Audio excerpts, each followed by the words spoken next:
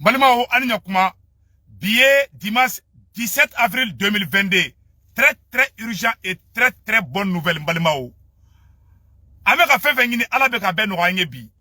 Balima bonne nouvelle folo jumenge tuguni balima ko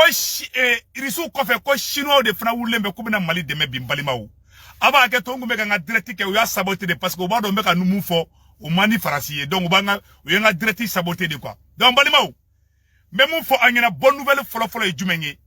ka nyafo bela je la malien beka c'est-à-dire que beka tegere fo Assimi kun beki i glorifier ni président Assimi billet dimanche 17 avril 2022 Mbalimao aywa ko irisu ko fe chinois de fana wula ko be Mali de merci ça non Mbalimao ala anga foko tare ça an beka tegere fo président Assimi kun Mali bena ke première puissance sous région bela ala teme sur le plan d'armement anyo de fo o de ko so anga uma bonne nouvelle bonne nouvelle flana flamie ambo fo me ambo fo ni akilisigi yede parce que moko ka dana benka anya ojo do sorobi ko Amadou Koufa forotora ko Amadou Koufa ko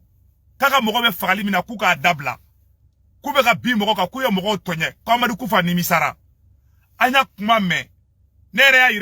ira do maka do la orugo ko chinye de do mais aka dana beneka ne se ka confirmer mais ne kenimba don Amadou Koufa kuma na o Amadou Koufa makuma wo Mali gagnele do awa Amadou Koufa ka ko barindo pew Mbalimao mais kuma yi moko chama ko chien do de mais metla ka décortiquer en bala me nyoko fait parce que libe kuma fo iba fo avec précaution parce que ni ndale me muna mbepo ko fo ngon dale ndo ala mais ni kuma yi abe flana mais moko chama ke ko chien do donc Mbalimao amena chinois ye fenga mundama amena kuma oka après la Russie la Chine à son tour décide de doter l'armée malienne des armes de guerre de dernière génération, des blindés, des avions de chasse, le J.20, des hélicoptères et des missiles. La Turquie continue dans la même lancée avec des drones d'attaque dernier cri. Aussi des blindés. L'Iran termine à son tour par des missiles de longue rayon d'action, des drones et un transfert de technologies militaires. Les mois à venir seront décisifs. Ah, Mbalima, on a été pour ça. Comme Mali Koura min fora o de kara. Chinois fana ya décidé koube Mali deme. Ma fo aw nyena ngo guerre des alliances de beka na sisa. Ne Assimi ka victoire di. Mbalima ko chinois ko kubina marama fin tiamam ba dendama. Anyo nouvelle duma soro. Awa Mali armée beka gagner de. Ali bianga anga soro su ya goshilida mogon nka. Mbalima ko Amadou Koufa forotora ko Amadou Koufa ko ka nimisara ka ye jadisi kele minke ka nimisara bela jelena amba fora ko tare ala ka ko ko uchoyala mbalima Amadou ko kele me ka jo coïncider kunu warde dira ko ngana di Amadou Koufa ma Mali surasu tara kataka Amadou Koufa ka na de bon Assimi to ka salongo no sheso ko nyimina dron ko ga wuli ga tu kumbe mo menu nganga ta wardi fengama Amadou Koufa ma Mali armée bora kolu gauche o kera kunu anyo information sur kunu bi anya information sur ko Amadou Koufa bora kago akaga mogoma kube ka mogo tonye kuka sabali kuka na bi mogo ka ble avocat lube amena bela jelen kala en même moment français ou ka avion français ya bla ka page kuka avion tara Mali yoro do la de ko ka ta munumunu ye de français ka avion ka tara mokti marala Amadou Koufa ka mogo be yoro mina umata doere la koy ubeta français de ko Amadou Koufa ma kawa kite se armée malienne na bide parce que Mbalima amena secret de fo yele ba be kono dibi c'est-à-dire il faut qu'elle mette ou ka satellite de brouer sans fait satellite mumbede nous be yeli kena yede nous be se ka taka Mali ko nyangine de il faut ni ou ka Ukraine kelela de il faut de fana wula ku ka satellite ka brouer ka saboter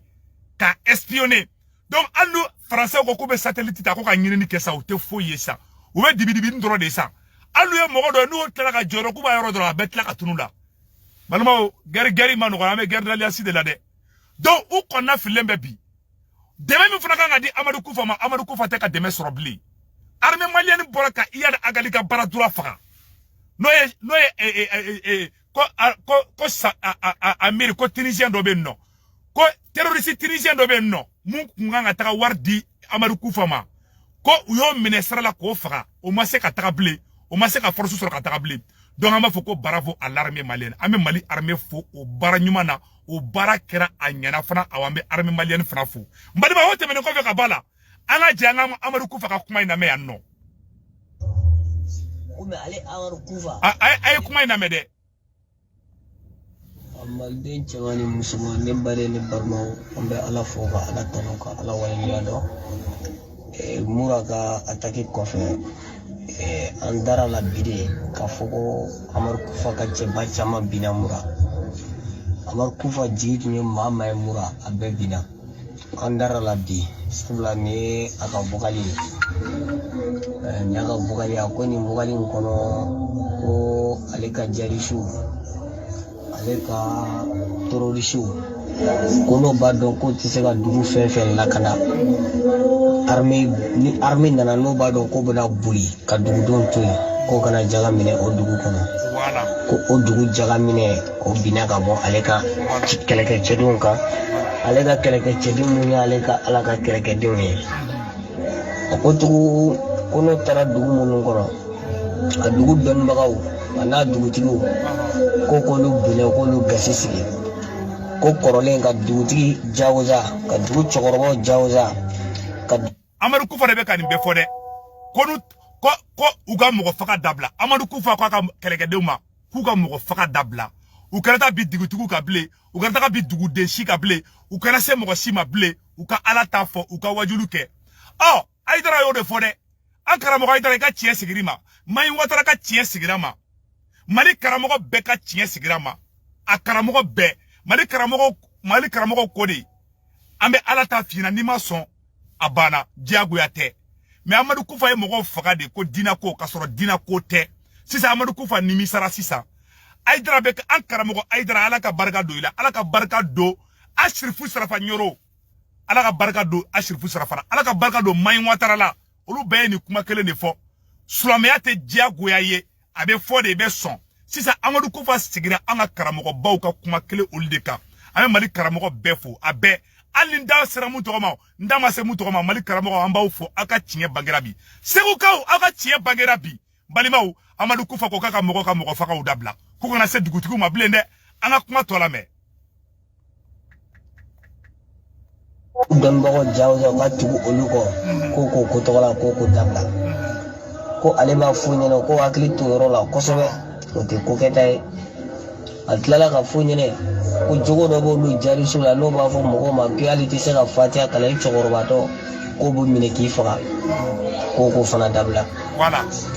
ko obe jari de la oche ko mo ka jari kelo non ka kono baybi ko faso kono ko maw banola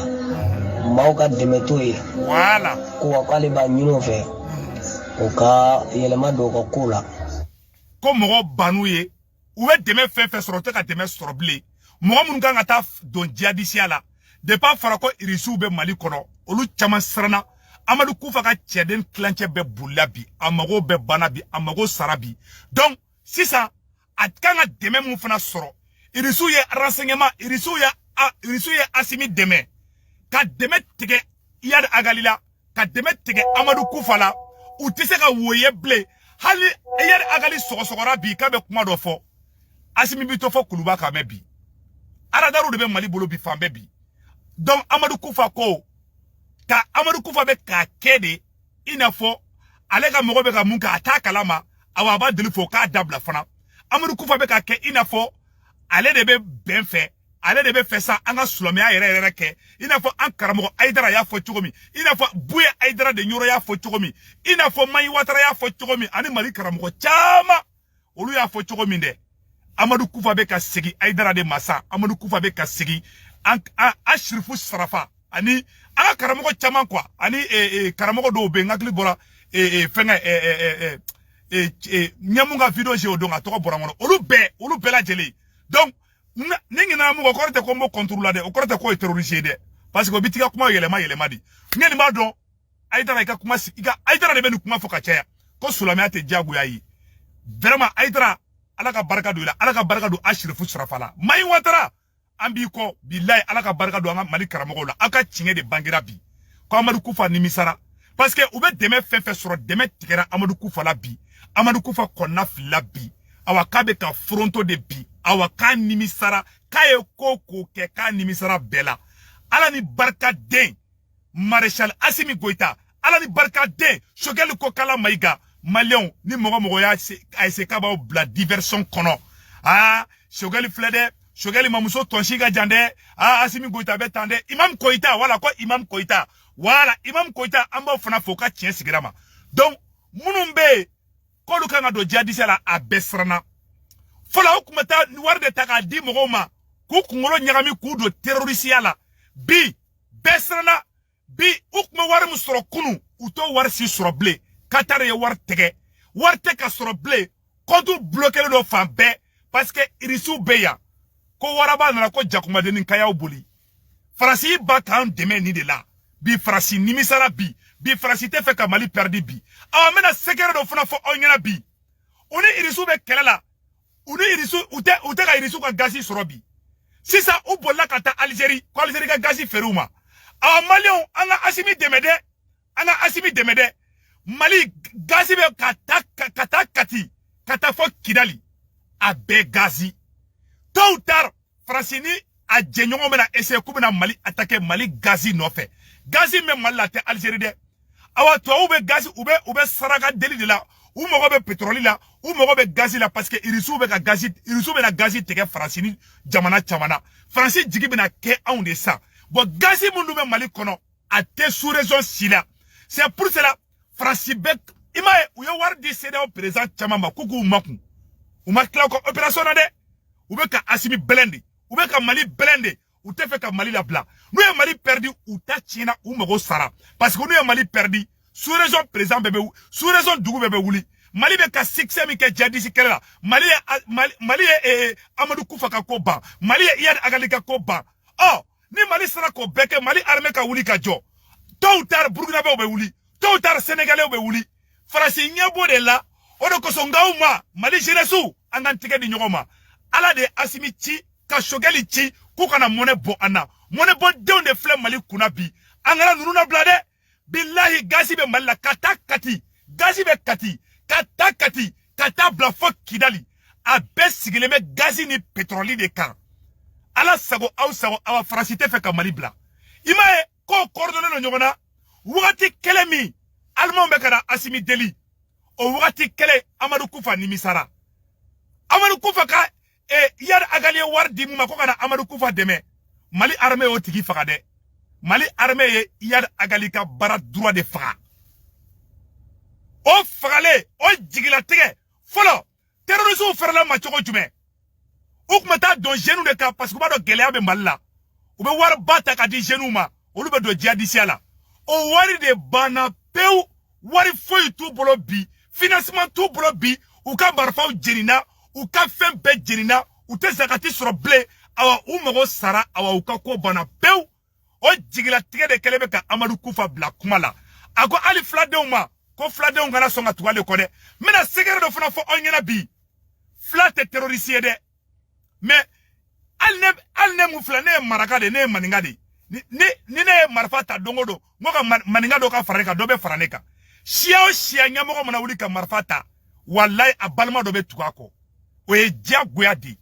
ali mianga ko ka be do terroriste ala mianga nyamoko do wula kale terroriste mianga dendo be tukako o jagoya di mo korote ko mianga be terroriste Iyad Agali fle terroriste do mengo tamasheki do tukurako parce que do be nyamoko ko kele la ingata ali Mali kono a problème kele parce que alnena ni Assimi kumana ou kume mianga terroriste créé Mali kono ou kume maraka terroriste créé Mali kono nous kuma kaka shibon teke kono ou kumba be créé toi ou kumolo kaini antai o koso ne segu tungara nali erezoka ne nana ka lavage de cerveau de ka éveil de conscience ka do malien jeni be kungolo la anga ke jamana fe anga na mogo bla jamana sanfɛ toi faire la machogo juma toi ba don farafin be sa mogo ko la farafin te sa jamana ko la farafin te sa ala ko la farafin be mogo ko la awa malien be sa mogo ko la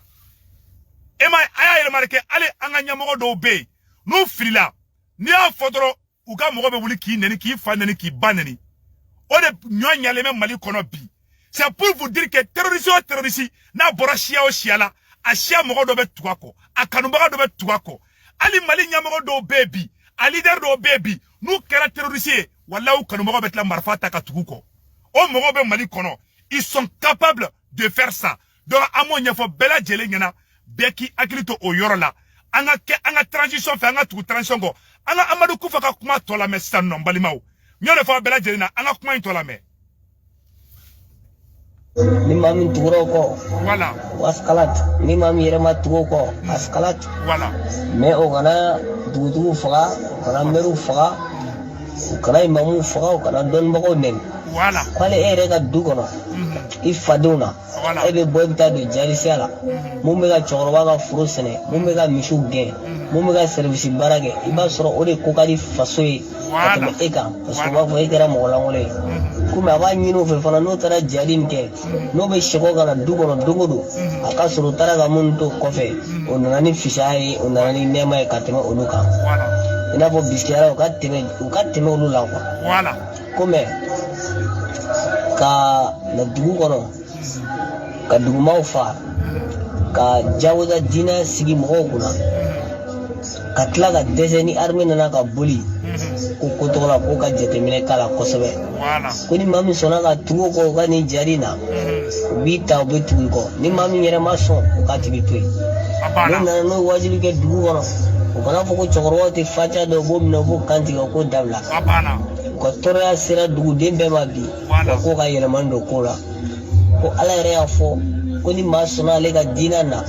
wasalam ni e yɛrɛ ma sɔn ale ka diinɛ na wasalam mais don bɛ aw ni ala ko don bɛ na ka muminu bɛ na muminu minnu b'ale ka ala ka diinɛ lase dugukolo fan tan ni fila fɛ ko Amadou Koufa ko k'u kana mɔgɔ si diyagoya ka don diinɛ la ko ala yɛrɛ ko mɔgɔ kana diyagoya ka don diinɛ la Amadou Koufa o dɔn bi de Amadou Koufa dɔn bi de ko mɔgɔ tɛ diyagoya ka don diinɛ la Amadou Koufa o dɔn bi de a b'a dɔn nin yɔrɔ la k'a fɔ ko nin ye manipulation de ye Faransi de bɛ nin kɔfɛ maliyɛnw hali n ta dogo Faransi de bɛ nin ko bɛɛ kɔfɛ Amadou Koufa bɛ kuma fɔ Faransi b'a kalama Yaragali bɛ ko kɛ Faransi b'a kalama u b'a coordonner ɲɔgɔn fɛ de i m'a ye Amadou Koufa ka kumakan in ani Faransiw ka avion nali fulaw ka dugu la ani Faransi wula ko bɛ galon tigɛ fɔlɔ ko Mali bɛ ka bi Assimi Goïta wallahi i ye barika den de bi tiɲɛ dira Assimi Goïta ma bi maliyɛnw mais na révélation wɛrɛ kaw ye bi a ka bon hakili ma a ye vidéo a y'a partager diɲɛ bɛɛ ka sɔrɔ bi ala ye Assimi Goïta ka tiɲɛ sigi bi parce que frontoli de kɛra sisan